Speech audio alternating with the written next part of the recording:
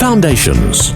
You know, this jealousy is righteous and it's holy because it's coming from God. Deuteronomy chapter 4, 23 and 24 says, He spoke again and he said to his people, so watch yourselves that you don't forget the covenant of the Lord your God, which he made with you.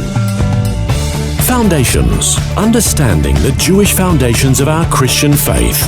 With Robbo Robinson and Mandy Warby.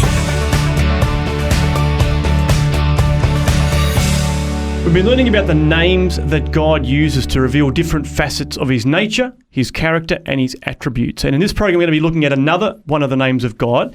And depending on where you put the emphasis, it's Qanna or Qanna. Which way did I get it? Qanna. You Well, I got it wrong both times. Qanna. So yeah, it's been really interesting learning about the names of God because it reveals so much about him. This particular name, Qanna, is kind of controversial. There's a lot of people who I don't like that particular name. That doesn't fit my idea of the way God should be. Well, fortunately for us and fortunately for God, he doesn't need our permission Yeah, that's right. when it comes to the kind of attributes that he demonstrates and reveals to us.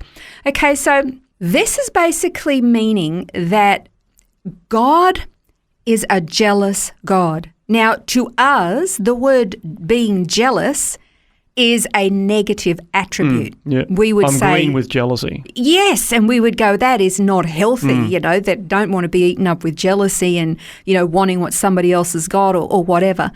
But if God is jealous and he's righteous and pure, then he has a right to be jealous. So it's really important to get the context, okay? This is where a lot of people they can get confused about something. I can remember actually hearing I think it was Oprah Winfrey talk about how she was in a Baptist church and she was believing in God until she heard that God was a jealous God, and then she went, hang on a second, and that turned her right off. And we know the kind of spirituality, that she now embraces, sadly. But she didn't understand. It wasn't explained to her the context, okay? So in this context, the word Qanna is referring to a marriage relationship. So it's important we go through some of these scriptures because God is relating to his people, his national people, Israel, as him being a husband and Israel being his wife. So you've got to keep this context, all right? Isaiah 54:5 says, for your husband is your maker, whose name is the Lord of hosts, and your Redeemer is the Holy One of Israel, who is called the God of all the earth. Okay, so there's another one there. Yeah, well, Jeremiah 31:22 says, not like the covenant which I made with their fathers in the day I took them by the hand to bring them out of the land of Egypt, my covenant which they broke, although I was a husband to them, declares the Lord. Yeah, and then Ezekiel 16:32, it says, you adulterous wife who takes strangers instead of her husband. And that was God speaking to Israel when she was worshipping false gods.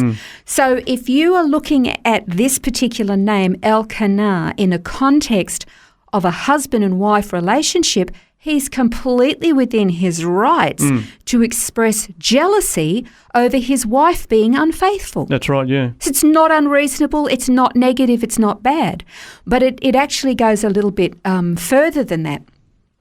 Okay, so again, the word Qanna, it means jealous or zealous or envy. Again, keep that in the context of a marriage relationship. Okay, so God uses, and I think that it's really one of the reasons why it's so important that we maintain the sanctity of marriage in a human environment, because it's reflective of the relationship that God has with his people, that Christ has with the church. Yeah. You corrupt the marriage and it corrupts this beautiful, perfect picture that God has presented to us. This is the kind of relationship he wants to have with his people. And if you look at the very first time that this word is used in the Old Covenant, it's in Exodus 20 verses 4 and 5, and it says, God spoke to his people and he said, you shall not make for yourself an idol or any likeness of what is in heaven above or on the earth beneath or in the water underneath the earth. You shall not worship them or serve them, for I, the Lord your God, am a jealous God, visiting the iniquity of the fathers on the children, on the third and the fourth generation of those who hate me. Now, when you read that, you kind of think you're jealous, and if you don't get your own way, you're just going to heap all this destruction on all these following generations. That's not right. But put it back in its context of a husband and a wife. So there's another passage there. Do you want to grab this one, Robbo? Yep, so this is Exodus 34. From verse 13 to 16, it says, "Again, God speaks to his people and says, Rather, you are to tear down their altars and smash their sacred pillars and cut down their Asherim. For you shall not worship any other God, for the Lord, whose name is jealous, is a jealous God. Otherwise, you might make a covenant with the inhabitants of the land, and they would play the harlot with their gods and sacrifice to their gods, and someone might invite you to eat of his sacrifice, and might take some of his daughters for your sons. And his daughters might play the harlot with their gods, and cause your sons also to play the harlot with their gods." Okay, so again, if you've got a husband who is jealous for his wife, he loves his wife, he wants to protect his wife, and she goes off and she's cheating on him, what's that doing to their relationship? Okay, you're talking about, let's have a look at the consequences of that kind of infidelity. The consequences on God's people if they were to intermarry and embrace pagan idols and worship practices of the nations around about them. They worshipped devils. They sacrificed their children to those devils. They embraced all manner of sexual immorality with devastating consequences. It's God's people, if they didn't remain faithful to him, they would actually destroy themselves. The consequences would have been of their own. And that would have then been passed down from generation to generation. What do we see in our own human lives? Yeah, that's right. The consequences of the sins of our great-grandparents can be felt down through successive generations. And God was jealous for his people, for his wife, for his children. Yeah. So really God's trying to protect them from that, isn't there? Like, that's where the jealousy comes in, or the envy. It's like he's actually wanting for their own benefit to protect them from those repercussions. Absolutely. This expression of jealousy or zealous envy had nothing to do with the green-eyed monster that was just jealous for themselves. This was about the protection and the care, as you said, for his own people because of what was going to happen to them. He didn't want them destroying themselves. And again, this jealousy is righteous and it's holy because it's coming from God. Deuteronomy chapter 4, 23 and 24 says, God spoke, he spoke again and he said to his people, "So watch yourselves that you don't forget the covenant of the Lord your God, which he made with you. And make for yourselves a graven image in the form of anything against which the Lord your God has commanded you. For the Lord your God is consuming fire. He is a jealous God." All the covenants that God made with his people were eternal and unconditional, except for one. And that was the Mosaic covenant. That was the rules, the regulations.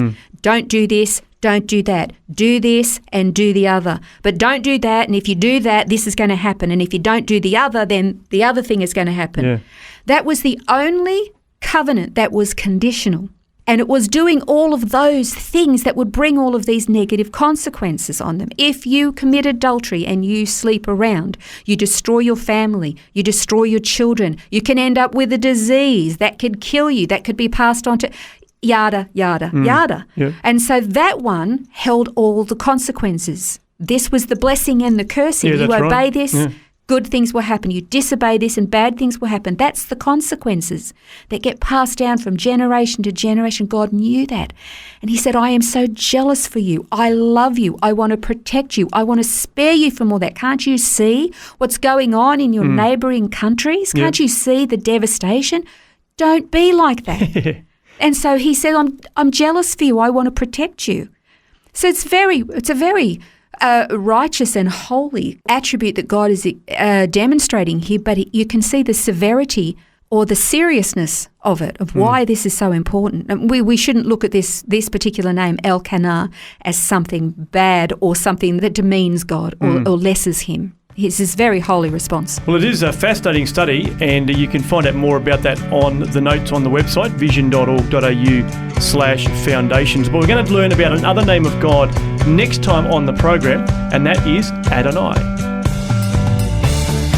This has been Foundations, a look at the Jewish foundations of our Christian faith. For study notes, resources and more, see vision.org.au/foundations.